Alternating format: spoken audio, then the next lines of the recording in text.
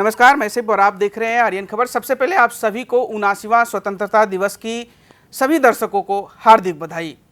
आज की खबर सबसे पहले आप सब लोगों को ले चलते हैं स्वतंत्रता दिवस पूरे बिहार वासियों ने किस तरीके से मनाया, और वहीं आपको बता दें कि बीएसपी के केंद्रीय प्रभारी अनिल कुमार ने किस तरीके से स्वतंत्रता दिवस मनाते हुए नजर आ रहे हैं और साथ ही साथ अपने बयानों में क्या कुछ कह रहे हैं वो सुनवाते हैं। विपिन झा जी,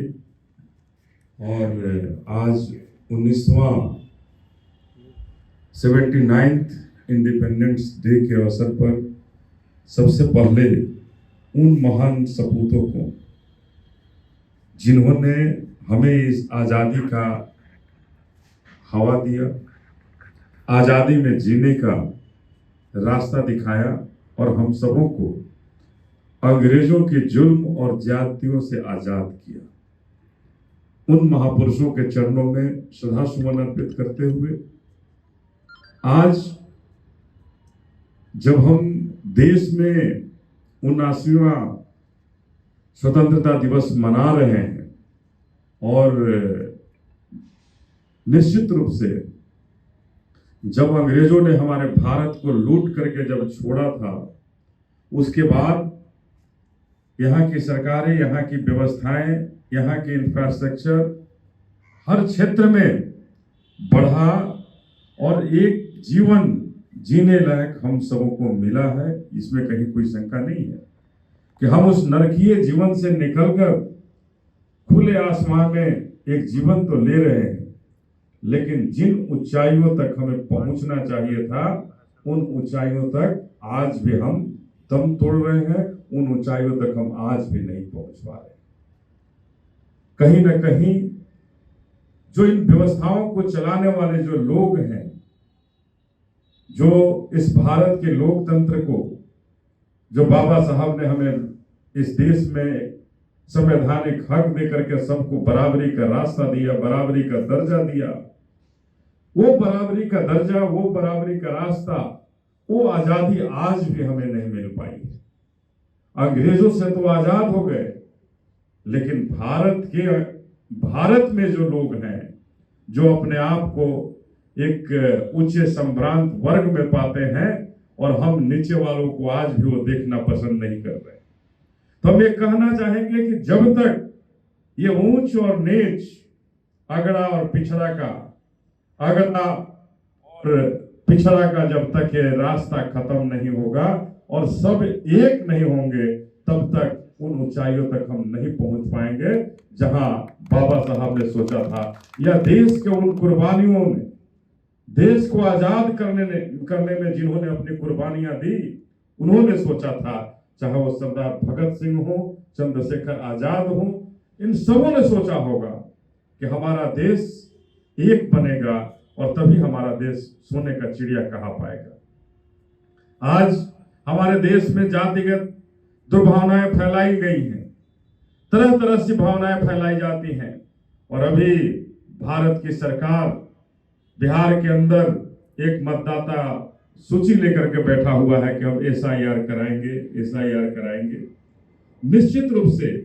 ये दुर्भावना से ग्रसित और किसी खास लोगों को टारगेट करके कि हमें इन्हें वोट डालने से वंचित करना है, जो बाबा साहब के सुंदर संविधान का उल्लंघन है और उस संविधान को दम तोड़ने के लिए काफी होगा। इसलिए मैं तमाम लोगों से, जो देश के स्वतंत्रता की आज आजादी की दिवस मना रहे हैं, 79वां जयंती मना रहे हैं, तो 79वां जयंती पर सबको संकल्पित होना है कि हम भारत को तभी एक बना सकते हैं, बिहार को तभी आगे ले जा सकते हैं, भारत को तभी आगे ले जा सकते हैं जब हम एक बने।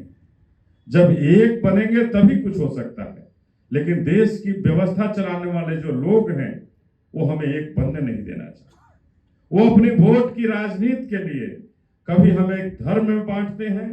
कभी जाति में बांटते हैं और कभी व्यवसायिक दृष्टिकोण से बांटते हैं। वो हमें अपने हिसाब से बंटवारा के रूप में इस्तेमाल करते हैं और हम मानव नहीं, जैसे लगता है कि एक इस्तेमाल करने वाली वस्तु बन गए। जैसे वो हमें घुमाते हैं,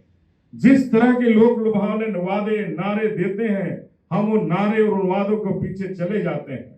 तो मैं इस पाटलिपुत्र ग्रुप, बहुजन समाज पार्टी और तमाम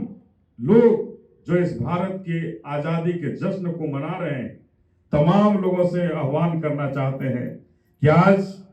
एकता का दिवस ही होना चाहिए। आजादी का दिवस तो है ही, हम सबको संकल्प लेने की जरूरत है कि हम सभी मिलकर भारत को सबसे ऊंचाइयों तक पहुंचाने के लिए, जो इन ऊंचाइयों के बीच में आता है, जो भारत को ऊंचाइयों को रोकने के लिए आगे बढ़ता है, जो भारत को बांटने के लिए आगे बढ़ता है, जो भारत को अलग अलग जातियों में बांटने में आगे बढ़ता है, इन्हें धर्मों में लड़ाने का काम करता है, उन्हें चिन्हित कर उन्हें बाबा साहब ने जो हमें एक वोट डालने का अधिकार दिया है, उस रास्ते उन्हें दंडित करने का हमें प्रयास करना चाहिए और उनको दंडित करने की जरूरत है। आज भारत और पाकिस्तान के युद्ध हुआ, तमाम लोगों ने देखा, हमें भी डर लगा जब हमने टीवी चैनलों पर देखा कि कराची पर कब्जा हो गया, लाहौर पर कब्जा हो गया, तो लगा कि क्या होगा इस भारत का। हम तो बहुत आगे बढ़ गए, पाकिस्तान एक हो गया। लेकिन जैसे रात के सपने कभी सच नहीं होते हैं, सपनों को पूरा करने के लिए आपको अपनी ताकत और अपने पूरा कुछ लगाना पड़ता है, वही सपना सच होता है, जो हमारे कलाम साहब ने भी कहा था। तो उसी तरह से रात के सपने जो पूरे नहीं होते हैं, इन टीवी चैनलों और यहाँ के मीडियाओं ने दिखाया कि हम पाकिस्तान पर काफी आगे बढ़ गए। और आश्चर्य तब हुआ जब 79 साल के इस भारत में पहली बार किसी विदेशी ताकत ने इस युद्ध को रुकवाने का आह्वान किया कि हमारा युद्ध रुक गया। आश्चर्य हुआ कि देश जहां 56 इंच का सीना के प्रधानमंत्री हो इस देश में, और हमारे देश की बागडोर, युद्ध रुकवाने की बागडोर किसी ऐसे व्यक्ति के पास है रिमोट, तो हमें तो ऐसा लगता है कि कोई ऐसा रिमोट अदृश्य है जो भारत को चला रहा है और जिसने ठान लिया है कि हम भारत के लोगों को एक नहीं होने देंगे। तो मैं तमाम लोगों से कहना चाहते हैं कि आज आजादी का दिन है। आजादी केवल अंग्रेजों से मिली है, आर्थिक आजादी, आज आर्थिक गुलामी की तरफ हम बढ़ रहे हैं। अमेरिका तरह तरह की पाबंदियां लगाए जा रहा है और हम सुन रहे हैं, कुछ बोलने की स्थिति नहीं है हमारी। तो ये आर्थिक पाबंदी हमारे भारत के ऊपर ही लगी है और अडानी अंबानी जैसी कंपनियां भारत को ईस्ट इंडिया कंपनी जैसे गुलाम बनाना चाहती हैं। हम सबों को समझना होगा कि कभी भी भारत में अगर बड़ी कंपनियां 1 या 2 होगी तो भारत आर्थिक रूप से गुलाम बनता जाएगा। इसलिए हम सबों को सबक लेने की जरूरत है कि आर्थिक आजादी सबसे बड़ी आजादी आज के समय में है। और इन अडानी और अंबानी जैसे कंपनियों को मैं आप सबों से भी कहना चाहता हूं कि आप सबों को भी सबक लेकर के आर्थिक आजादी अगर हमारे पटना को देनी है तो इन कंपनियों को भी हमें निश्चित रूप से बाहर दिखाना होगा। और हमें जो हमारी अपनी कंपनी हो, जो पटना के दुकान हो, जो पटना के दुकानदार फलते फूलते हो, हम उनसे सामान लेकर के हमें उन्हें मजबूत करने की जरूरत है। और ये अडानी अंबानी जैसी कंपनियों को भारत से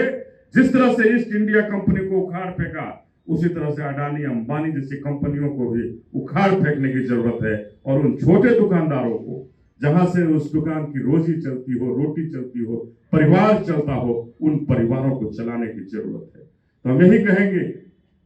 कि आज के दिन उन महापुरुषों को याद करके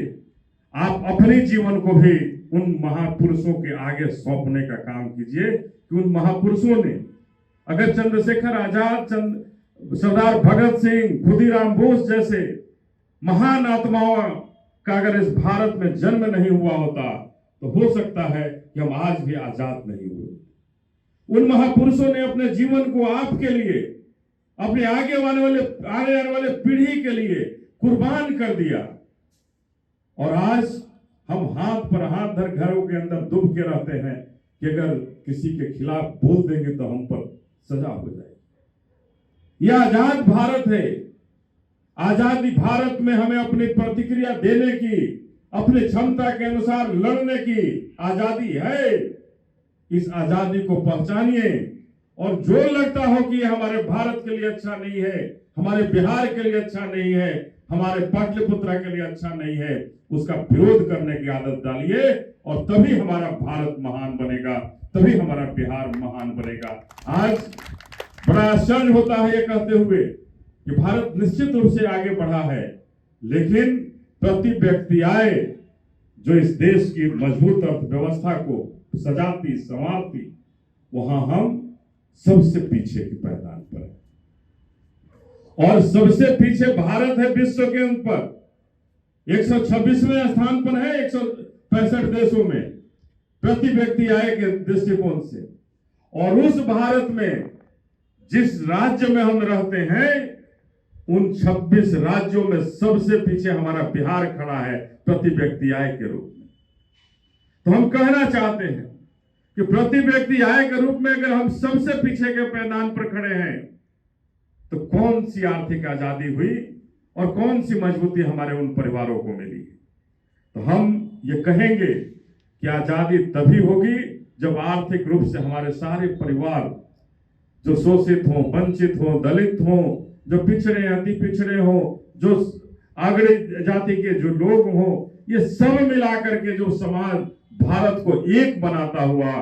सबसे आगे के पैदान में सारे लोग मिलकर खड़े होंगे, तभी हमारा भारत महान बनेगा और तभी प्रति व्यक्ति आय के दृष्टिकोण से भी हम आगे बढ़ करके खड़ा नजर आएंगे। आज तमाम राष्ट्रों को बंद करके अमेरिका हमेशा आंख दिखा रहा है और हम कुछ नहीं कर पा रहे।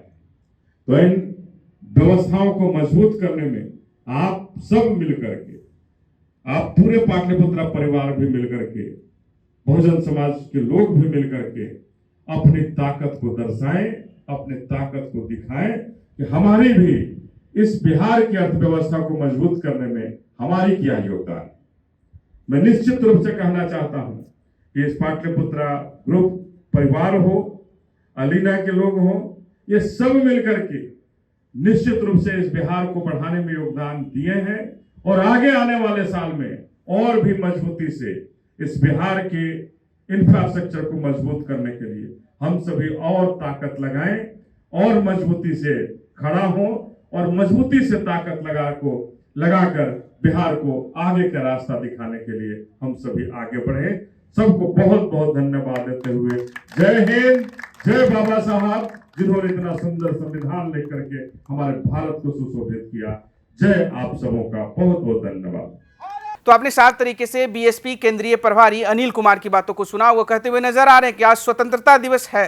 लेकिन इस स्वतंत्रता दिवस के साथ साथ एकता दिवस भी मनाना चाहिए और वो एकता दिवस जाति से उठकर मनाना चाहिए, व्यक्तिगत और आर्थिक रूप से जो लोग हैं उससे उठकर मनाना चाहिए और एकता पूरे देश में होना चाहिए, पूरे बिहार में होना चाहिए और पूरे पटना में होना चाहिए। और ध्यान रखना चाहिए कि किस तरीके से हमें स्वतंत्रता मिली है और लेकिन आज़ादी की जो उन्होंने जिक्र किया है कि अभी भी कई ऐसे मुद्दे हैं जिसमें बिहारवासियों को और देशवासियों को आज़ादी नहीं मिली है। फिलहाल इस खबर में इतना ही। इस वीडियो को लेकर आपकी क्या प्रतिक्रिया है वो हमें कमेंट में ज़रूर बताइएगा और ऐसे ही तमाम खबरों से जुड़े रहने के लिए देखते रहें आर्यन खबर।